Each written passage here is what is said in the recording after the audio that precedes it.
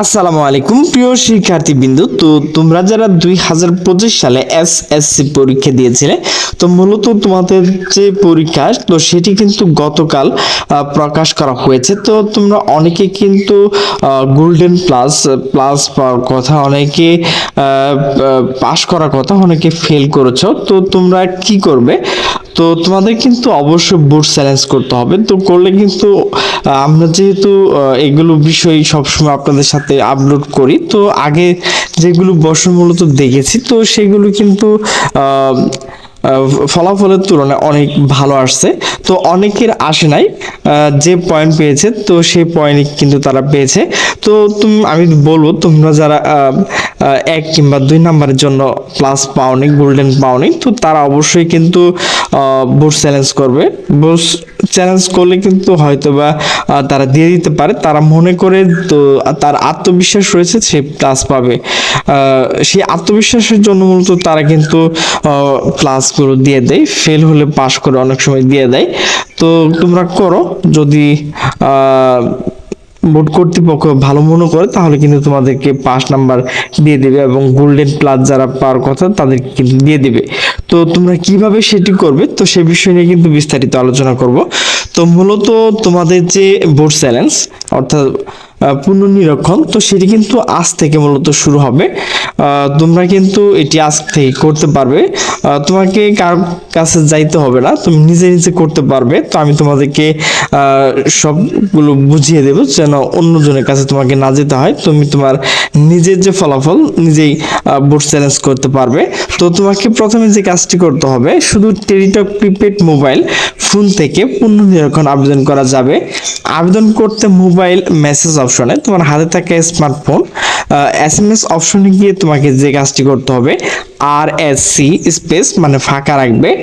এরপর তুমি যে কোনো বোর্ডের, তুমি মাদ্রাসা থাকো, স্কুল থাকো, কারিগরি বোর্ডে থাকো, তোমার যে বোর্ডের প্রথম 3 অক্ষর রয়েছে, যেমন যারা মাদ্রাসা রয়েছে MAD, যারা স্কুল রয়েছে তারা কিন্তু যদি ঢাকা বোর্ড থাকে DHA, যদি ময়মনসিংহ হয়ে থাকে তাহলে MYM, এরকম করে কিন্তু তোমরা প্রথম 3 অক্ষর দেবে। এরপর তোমার যে রুল নাম্বার রয়েছে 6 ডিজিটের, তো সেটি কিন্তু তোমাকে অবশ্যই টাইপ করতে হবে, এবং তোমাকে কিন্তু পাঠিয়ে দিতে হবে 16222 নাম্বারে। তো এখানে দেখো উদাহরণস্বরূপ দেওয়া রয়েছে, তো এগুলো কিন্তু তোমরা দেখে নেবে। তো এখানে আরেকটা বিষয় না বললে নয়, তো তোমরা যারা বাংলা প্রথম খারাপ করেছো, তো তোমাদের কিন্তু 2টি সাবজেক্ট মূলত আবেদন করতে হবে, এবং যারা ইংলিশ পেপার রয়েছে তাদের কিন্তু একটির জন্য 2টি কিন্তু তোমাদেরকে বোর্ড চ্যালেঞ্জ করতে হবে। তো বোর্ড চ্যালেঞ্জ করতে হলে কিন্তু তোমাকে 150 টাকা ফ্রি। তো অবশ্যই তোমাকে যদি 2 সাবজেক্ট করো 320 টাকা অবশ্যই তোমার ব্যালেন্সে রাখতে হবে। তো আমি আবারও বলে দিচ্ছি, তো তোমরা কিভাবে মূলত এসএমএসটি পাঠাবে। তো তোমার এসএমএস অপশনে গিয়ে লিখবে RSC স্পেস, যেমন ধরো এখানে ঢাকা রয়েছে, স্পেস তোমার রোল নাম্বার দেওয়ার পর আরেকটা ফাঁকা রাখবে স্পেস। তো তোমাকে এখানে কিন্তু প্রত্যেকটা সাবজেক্টের পরে কমা ব্যবহার করতে হবে। যদি তুমি বাংলা প্রথম দ্বিতীয় যেমন 102 101 এরকম রয়েছে, তো এখানে কিন্তু কমা দিতে হবে। ইংরেজি যেমন 107 এবং 8 রয়েছে, এখানে অবশ্যই তোমার প্রত্যেকটা সাবজেক্টে কিন্তু কমা ব্যবহার করতে হবে। যদি কমা ব্যবহার না করো তাহলে কিন্তু তোমার টাকা নিয়ে কেটে নেওয়া হবে, কিন্তু তোমার আবেদনটি হবে না। অবশ্যই বিষয়টি খেয়াল রাখবে। তো প্রত্যেকটা সাবজেক্টের পর কিন্তু তোমাকে কম ব্যবহার করতে হবে। তো আগেই কিন্তু তোমাদেরকে দেখিয়ে দিয়েছি, তো তোমাকে পাঠিয়ে দিতে হবে 16222 নম্বরে।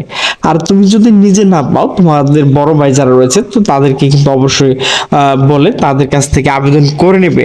তুমি যদি না বুঝো তাহলে কিন্তু তুমি নিজে নিজে করতে যেও না, যেহেতু তোমার এমনিতেই খারাপ আসছে। তো এরপর ভুল হলে কিন্তু আরো একটা খারাপের বিষয়। তো আমি তোমাদেরকে বলবো, তোমরা যদি সেইভাবে না বুঝো, তোমাদের বড় ভাই রয়েছে এবং তোমাদের এলাকার যে কম্পিউটার অপারেটর রয়েছে, তো তাদের কাছে গিয়ে কিন্তু তুমি আবেদনটি করে নিতে পারবে।